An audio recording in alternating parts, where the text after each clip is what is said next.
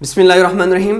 Dear students, I am Munir Rahman and today I am going to deliver a lecture on Introduction of Cytology and Cell Biology. Previous lecture में हमने introduction to biology and biology की branches को discuss किया था। अगर वो lecture आपने नहीं देखा तो इसी वीडियो की डिस्क्रिप्शन में लिंक मौजूद है, आप वहां से विजिट कर सकते हैं। जब हम ब्रांचेस ऑफ बायोलॉजी को डिस्कस कर रहे थे तो वहां पे एक ब्रांच का नाम आया था जिसको साइटोलॉजी या सेल बायोलॉजी कहते हैं। वहां पे हम सिर्फ डिफिनीशन तक लिमिटेड थे।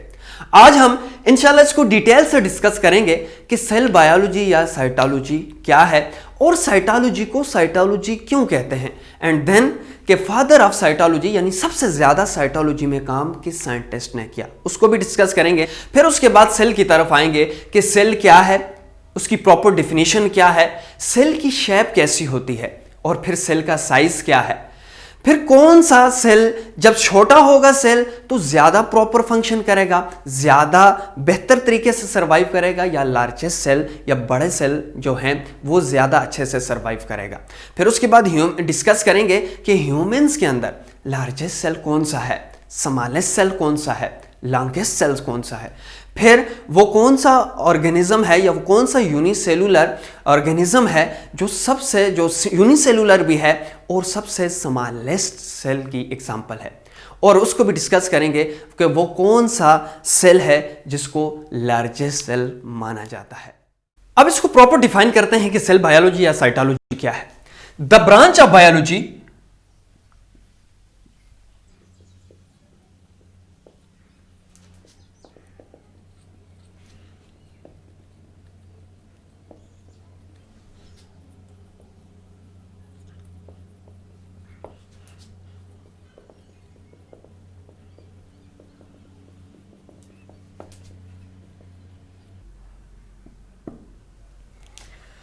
ये वो ब्रांच है बायोलॉजी की जिसमें हम क्या करते हैं, सेल के बारे में स्टडी करते हैं कि सेल की स्ट्रक्चर कैसी है और सेल फंक्शन कैसे परफॉर्म करता है।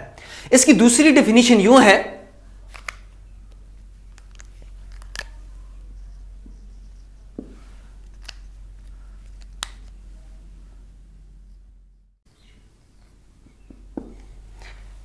इसको दूसरे वर्डिंग में हम यूं कह सकते हैं, the study of cell and their components.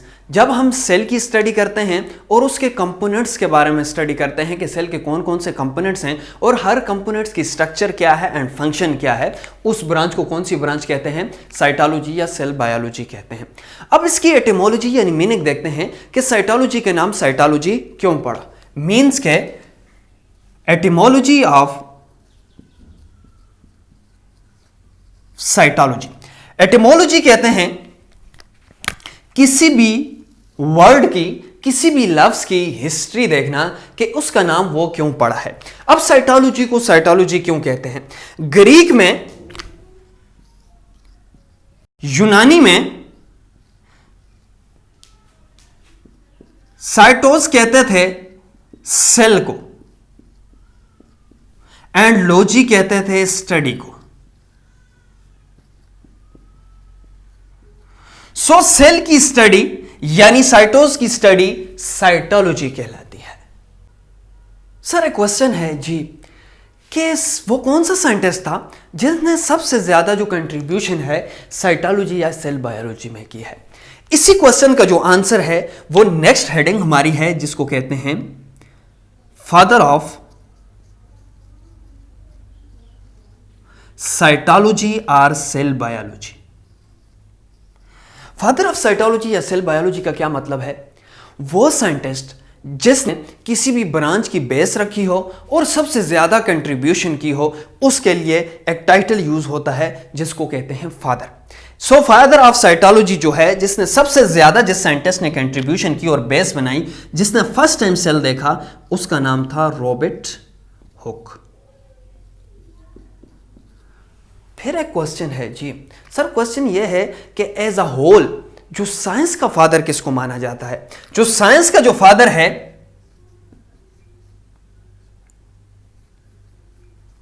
उसको कहते हैं गैलीलियो गैलीली। फिर सर बायोलॉजी का जो फादर है वो कौन है, बायोलॉजी का जो फादर है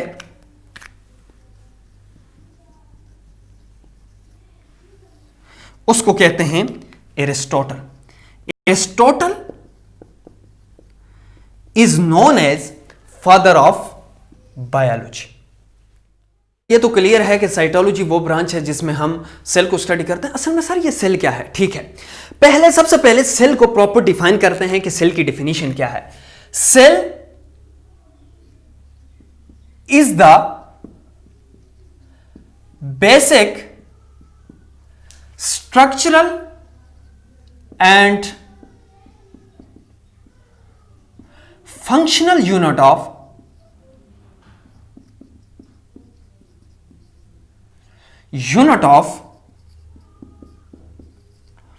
लिविंग ऑर्गेनिजम्स।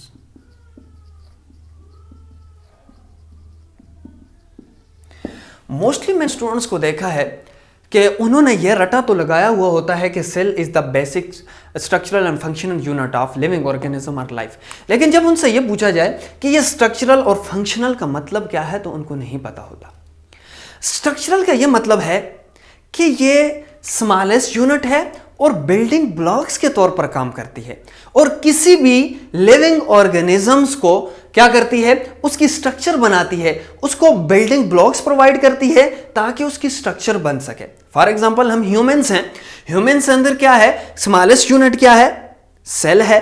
अब ये क्या है, many cells, trillions of cells मिल के क्या बना गया, पूरा स्ट्रक्चर बनाते हैं, पूरा लिविंग ऑर्गेनिज्म बनाते हैं। फंक्शनल यूनिट का क्या मतलब है? फंक्शनल यूनिट का यह मतलब है इन्होंने स्ट्रक्चर तो बना दी, अब इस स्ट्रक्चर में ये फंक्शंस भी परफॉर्म करते हैं। इन्हीं सेल्स ने मेटाबॉलिज्म करना होता है, एनर्जी प्रोड्यूस करना होती है, जिसकी वजह से एक लिविंग ऑर्गेनिज्म मूव कर सकता है।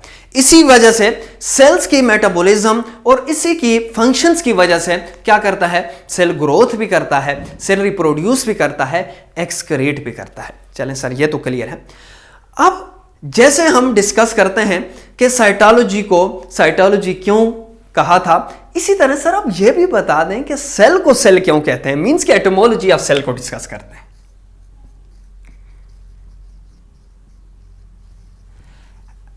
एटोमोलॉजी ऑफ सेल क्या है? सेल जो है वो लैटिन वर्ड से डिराइव्ड हुआ है, लातीनी लैंग्वेज से डिराइव्ड हुआ है, जिसका मतलब होता है चैम्बर आर स्पेसेस, या जिसको कॉमन हम कह सकते हैं डब्बे, छोटे छोटे डब्बे। ये तो ठीक है, लेकिन चैम्बर को सेल कहते हैं। क्वेश्चन है, जब फर्स्ट टाइम रॉबर्ट हुक ने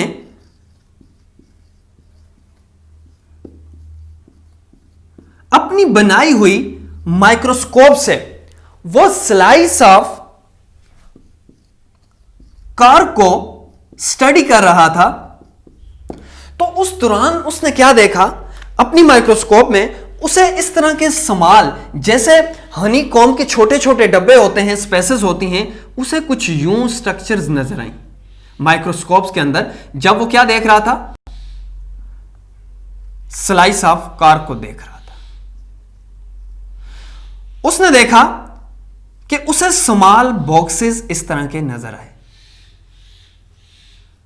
उस टाइम स्मॉल बॉक्सेस को क्या कहते थे, सेलुला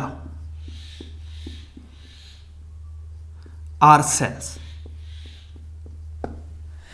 इस वजह से जब रॉबर्ट हुक ने स्लाइस के जो कार्क ऑफ स्लाइस की स्टडी की अपनी माइक्रोस्कोप, लाइट माइक्रोस्कोप के अंदर, तो उसने क्या देखा, उसने देखा कि उसे स्मॉल कुछ चैम्बर्स नजर आए, कुछ स्पेसेस नजर आई, जैसे हनी कॉम्ब्स के वो जो हाइव्स हैं उसमें होती हैं।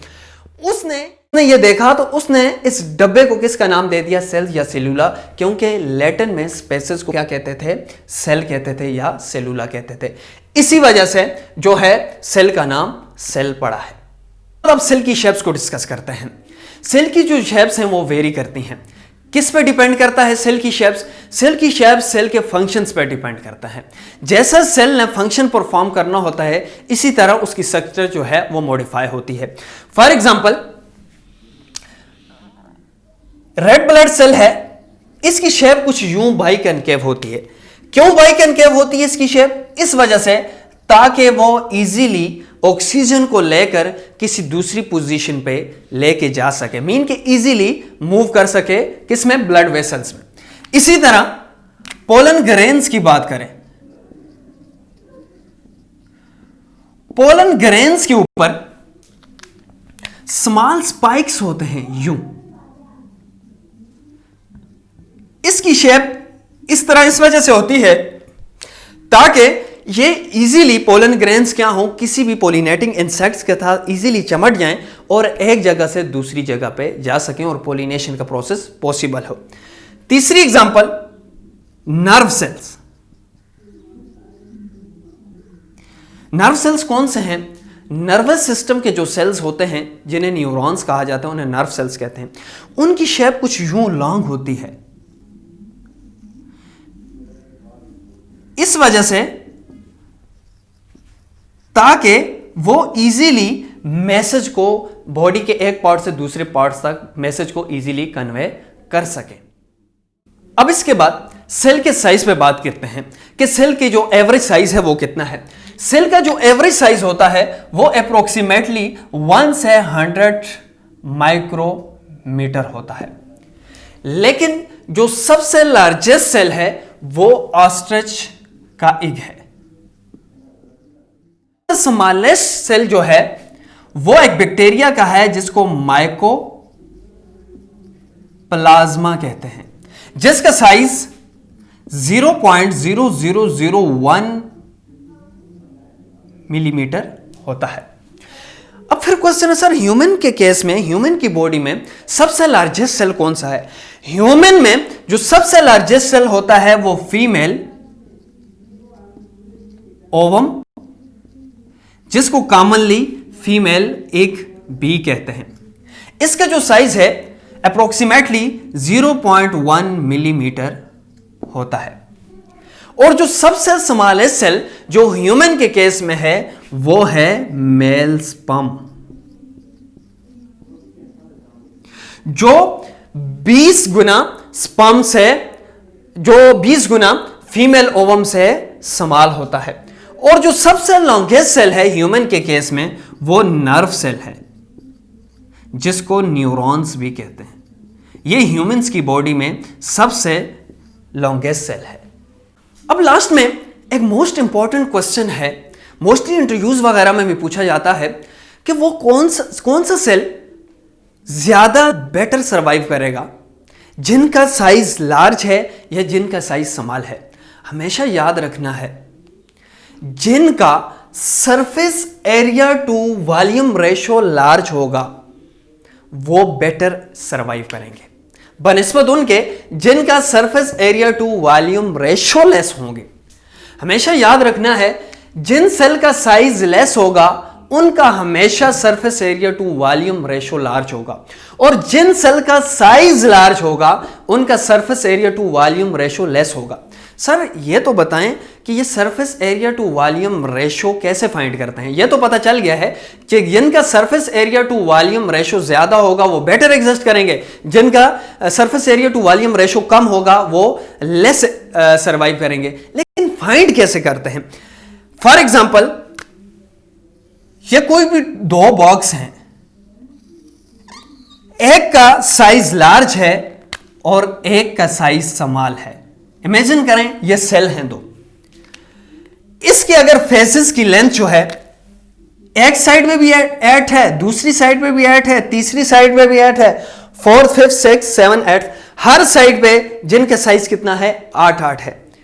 और दूसरा जो सेल है या कोई बॉक्स है, इसका अगर साइज 2 है हर फेस का, अब इसका भी surface area to volume ratio find करेंगे और इसका भी surface area to volume ratio find करेंगे। हर फेस टोटल कितनी साइड्स होती हैं? टोटल 8 साइड्स होती हैं। और कैसे 8 साइड्स होती हैं? एक साइड इसकी ऊपर है, एक साइड इसकी ये है, एक ये है और 4th वन ये है, और एक पीछे है और एक फ्रंट पे है। टोटल साइड्स कितनी हैं? 6 हैं। और हर साइड कितनी की है? 8 की है। तो 8 मल्टीप्लाई बाय 8 और टोटल साइड्स कितनी हैं? 6 हैं। Is equal to 8 multiply by 8 multiply by 6 is equal to 384। ये इसका क्या है? सरफेस एरिया है। अब इसका वॉल्यूम फाइंड करते हैं कि वॉल्यूम कैसे फाइंड करते हैं। वॉल्यूम फाइंड करते हैं length multiply by height multiply by width, length multiply by height multiply by width. अब इसकी लेंथ कितनी है? 8 है, मल्टीप्लाई बाय हाइट कितनी है? 8 है, मल्टीप्लाई बाय विड्थ कितनी है? 8 है, is equal to 512। Surface area भी फाइंड हो चुका है, वॉल्यूम भी फाइंड हो चुका है। अब क्या इसका surface area to volume ratio कैसे फाइंड करते हैं? रेशो कैसे फाइंड करेंगे? Surface area divided by volume. Surface area इसका कितना आया है? 384 डिवाइडेड बाय वॉल्यूम कितना है? 512 इज इक्वल टू 0.75। जिसका साइज लार्ज था, जिस सेल का, उसका जो surface area to volume ratio है 0.75 है। ठीक है, अब ये जो सवाल है इसका फाइंड करते हैं कि surface area to volume ratio कैसे कितना होगा। फॉर एग्जांपल इसकी भी टोटल साइड्स कितनी हैं? एक ये साइड है, एक ये साइड है। कोई भी बॉक्स हो उसकी हमेशा 6 साइड्स होती हैं, एक ऊपर, एक नीचे, एक साइड्स पे, एक इस तरफ। तो इसकी भी टोटल साइड्स कितनी हैं? 6 हैं। और हर साइड्स कितनी की है? 2 multiply by 2 multiply by 6 is equal to 24। Surface area इस बॉक्स या सेल का फाइंड हो चुका है, कितना है? 24। अब इसका वॉल्यूम फाइंड करते हैं। वॉल्यूम उसी तरह length multiply by height multiply by width, length multiply by height multiply by width is equal to length कितनी है?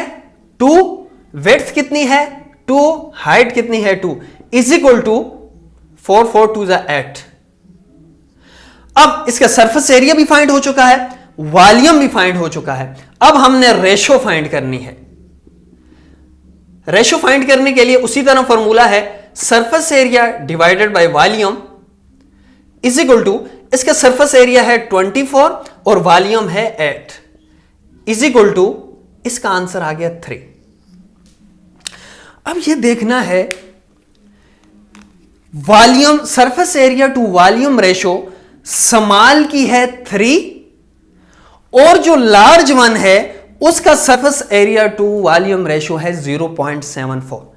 इसका यह मतलब है कि जिसका surface area to volume ratio large होगा उसका साइज स्मॉल होगा, मींस के वो बेटर एग्जिस्ट करेगा। लेकिन जिनका साइज लार्ज था उनका surface area to volume ratio less है, तो वो बेटर सरवाइव नहीं कर सकते। इसका यह मतलब हुआ कि जिनका साइज लेस होगा उनका surface area to volume ratio ज्यादा होगा, और जिनका surface area to volume ratio ज्यादा होगा वो उतने ही बेटर सरवाइव करेंगे बनिस्बत उसके जिनका surface area to volume ratio less होगा, मीन के साइज लार्ज होगा, वो बेटर एग्जिस्ट नहीं करेंगे। यही रीजन है क्योंकि जितना सेल का साइज जो है वो लार्ज होता जाएगा, इसी तरह उस सेल्स की डिमांड्स भी ज्यादा होती जाएंगी, और उसकी डिमांड्स जब पूरी नहीं होंगी तो वो एग्जिस्ट नहीं करेगा। इसी वजह से जो एग होता है उसका साइज लार्ज होता है, तो उसको ज्यादा से ज्यादा एनर्जी की जरूरत होती है, ज्यादा प्रोडक्ट्स की जरूरत होती है। तो इसी वजह से एग में साइज लार्ज है तो उसमें ऑलरेडी जो यॉक है in the form of store food जो है वो